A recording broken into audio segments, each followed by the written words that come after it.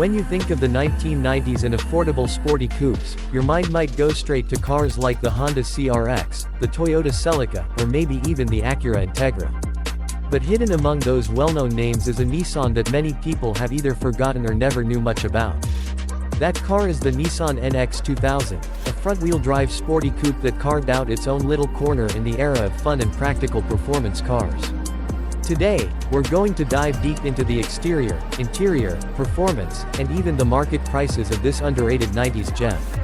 The Nissan NX 2000 was introduced in the early 1990s as part of Nissan's attempt to offer a lightweight, affordable, and sporty compact that could still serve as a daily driver.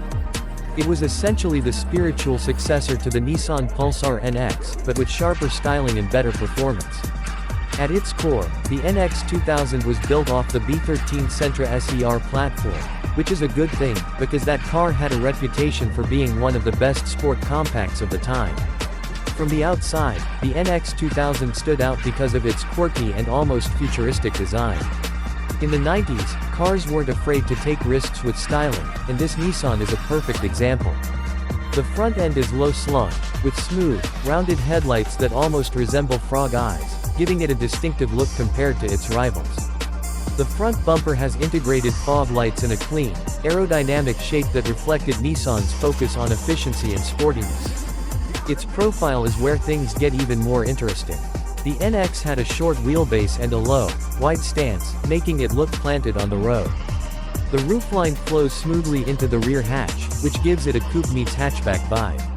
That hatchback practicality was something you didn't find in many coupes of the era, and it made the NX more versatile than a lot of its competition. One of the coolest features about the exterior is the T-top roof. Yes, the NX 2000 offered removable glass roof panels, similar to what you'd find on a Corvette of the same time period. Pop out those roof panels, and suddenly you had a pseudo-convertible experience, which added a ton of fun factor to the car. It was one of those features that really separated the NX from other affordable coupes, and it remains a nostalgic highlight today. Around the back, the NX 2000 kept things simple but sporty, with wide taillights that ran across the rear and a subtle integrated spoiler. Depending on the trim and market, you could also get alloy wheels that enhanced its sporty character. Overall, it was a car that didn't necessarily look aggressive or muscular, but it was stylish, unique, and unmistakably 90s. Stepping inside, the Nissan NX 2000 continued the theme of sporty practicality. The interior design was straightforward, as you'd expect from an early 90s Nissan, but everything was driver-focused. The dash layout was clean, with clear analog gauges that gave you all the important information at a glance. The steering wheel was a simple 3-spoke design, and the seating position was low enough to make you feel connected to the road but still comfortable enough for daily commuting. The front seats were supportive for spirited driving, with enough bolstering to keep you in place during cornering.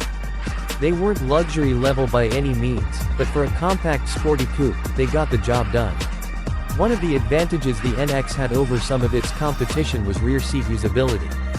Now, don't get me wrong, the back seats weren't exactly spacious, but because of the hatchback design and slightly taller roofline compared to some rivals, it was more accommodating than, say, a Honda CR-X. For short trips or younger passengers, the back seats were actually usable, which made the NX 2000 a bit more practical than many of its peers. And then there's the cargo space. Thanks to the hatchback design, you had a surprisingly roomy trunk area, especially with the rear seats folded down. That meant you could load up groceries, luggage, or even some gear for a weekend trip, and the NX would handle it without complaint. This blend of practicality and sportiness was part of what made the car stand out. Of course, the real magic of the NX 2000 came from what was under the hood. Powering the car was Nissan's legendary 2.0-liter SR20DE inline-4 engine.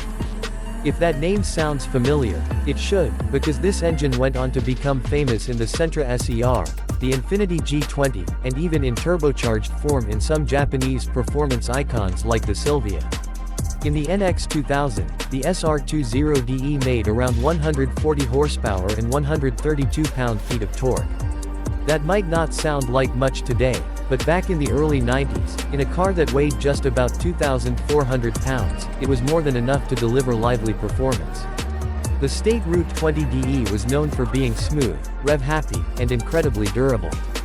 Paired with a slick 5-speed manual transmission, the NX 2000 could sprint from 0 to 60 in just under 8 seconds, which put it right in the mix with cars like the Honda CR-XC and the Toyota MR2 base models. Top speed was around 130 miles per hour, which was impressive for the class.